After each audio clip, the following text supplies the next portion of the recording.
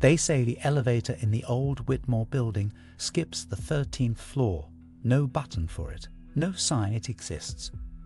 But locals whisper of a name, one not written, only spoken.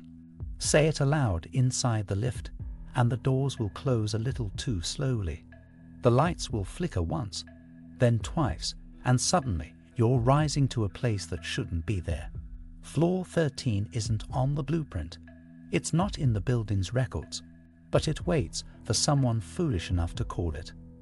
Just remember, once those doors open, they don't always open again. Today we will talk about an elevator in an old building doesn't stop on floor 13, unless you say a name. So before we start, make sure to hit the like button and subscribe to my channel. 1. The building that shouldn't stand. The Whitmore building towers silently in the heart of a forgotten district. Built in 1913 by industrialist Edgar Whitmore, its architecture reflects the dark grandeur of its time. Gothic arches, rusted gargoyles, and an elevator system that hasn't been updated in over a century. Tenants report an uneasy feeling in the lobby, where the cold marble floors seem to hum faintly beneath their feet. The directory lists only 12 floors, with no mention of a 13th. But longtime residents whisper stories of strange elevator trips, flickering lights, and phantom footsteps.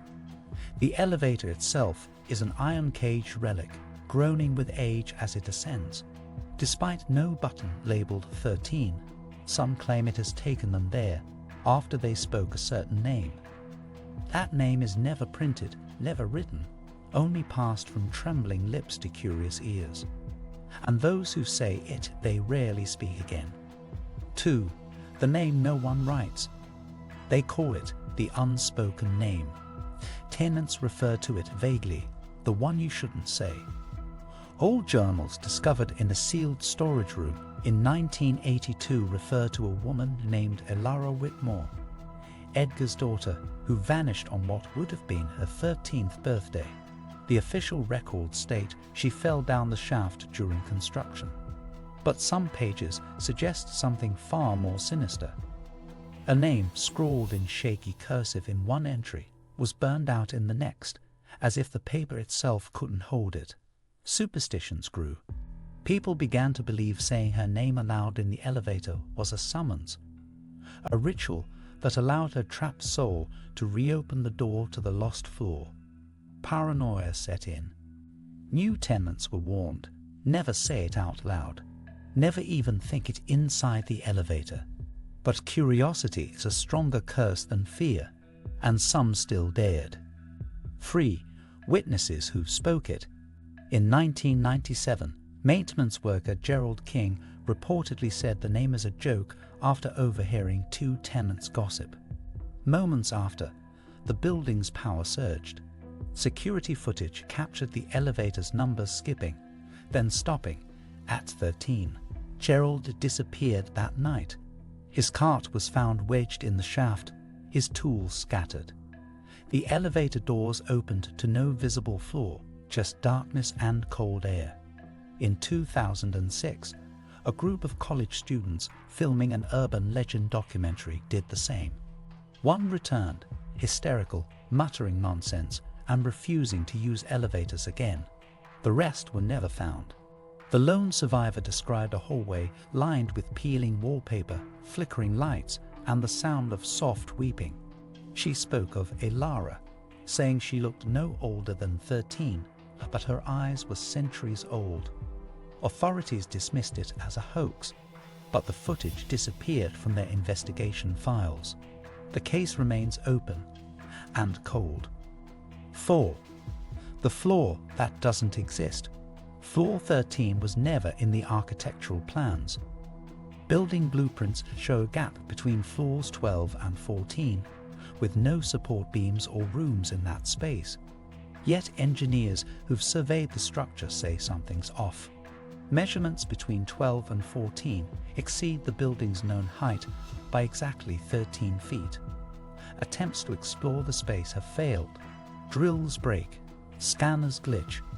The elevator's sensors go dead between those levels. Tenants report strange noises from above, footsteps, soft knocking, or distant lullabies. One contractor claimed he opened a wall between floors, only to find a hallway that shouldn't have been there. He left his tools behind and never returned to the site. Floor 13, it seems, exists in a space between physical and spectral, a dimension anchored by that name. It manifests only when summoned, warping the building's geometry, rewriting what is real with something entirely wrong. 5. Patterns in the disappearances. A strange pattern marks those who vanish after reaching floor 13. Each had a direct or ancestral connection to the Whitmore family or to the building's original inhabitants. Historians traced a pattern of disappearances tied to every decade since its construction. In 1923, 3 maids vanished in a single week. In 1953, the building superintendent's daughter never came home. Every 13 years, the disappearances spike, always in July, always during a waxing moon. Victims often reported vivid dreams before vanishing, dreams of a girl in white calling them by name. They experience electrical anomalies, light bulbs exploding, radios emitting whispers, phones dialing themselves. Some even said they saw the elevator's display blink 13 for a split second. The name, once spoken, seems to act like a key, a trigger for a curse tied to bloodlines and time. And when that name is called, the elevator listens. 6. The elevator's curse. The elevator isn't just a machine, it's a gate. Experts brought in to modernize the system found carvings behind the control panels, sigils resembling occult symbols from early 20th century grimoires. One resembled a protective ward. Another matched a binding spell used to imprison spirits. The elevator's original maker, Horace Breathe, was later institutionalized for insanity, ranting about doors that should stay shut. He died whispering, "She's still there." Current technicians avoid working on the system. Even replacing bulbs becomes a task done only in daylight hours. Residents say the elevator behaves oddly at 3:13 a.m. Its doors open on empty floors, buttons press themselves, and the car hums like a heartbeat. Some believe Elara's spirit inhabits the lift, using it to reach out, searching for someone to take her place. Once the name is spoken, it's not just a trip to the 13th floor, it's an invitation for her return. 7. Attempts to seal the name. In 1989, after several unexplained deaths, the building board hired an occult historian named Dr. Lorraine Hessel. She discovered an old ritual for sealing a name, a spell meant to erase a ghost's influence by purging it from collective memory. With permission, she performed the ritual in the elevator, sealing a mirror inscribed with the sigil of silence behind its rear panel.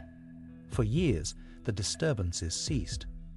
But in 2013, construction workers unknowingly removed the panel during renovations. That same month, a tenant's child was caught on tape saying the name. The elevator opened to a floor with no lights, no recorded access, and no return. Since then, reports have resumed. Dr. Hessel tried to repeat the ritual, but went missing herself. A notebook was found inside the elevator, its last words, "The name is awake again." It remains unknown who said it next, but the silence has since broken. 8. The warning lives on today. A faded plaque in the lobby reads, "For your safety, avoid idle conversation inside the elevator." Most newcomers dismiss it as eccentric old-world charm. But residents know better. They leave notes on the walls, symbols drawn in chalk, and warnings whispered to newcomers. Never speak her name, not even as a joke. Some carry salt pouches or iron charms. A few have fled the building entirely, claiming their dreams were too vivid, their nights too loud. Still, some curious soul always comes along, daring to say it. The legend lives on not because it's a myth, but because it's real. If you find yourself in the Whitmore building, riding that ancient elevator, and the thought creeps into your mind, a name just on the tip of your tongue, bite it back. Swallow it, because if you say it, the elevator may stop on a floor that doesn't forgive. If you liked this video and would like to see more like it, please give it the thumbs up. Leave a comment and click the button to subscribe.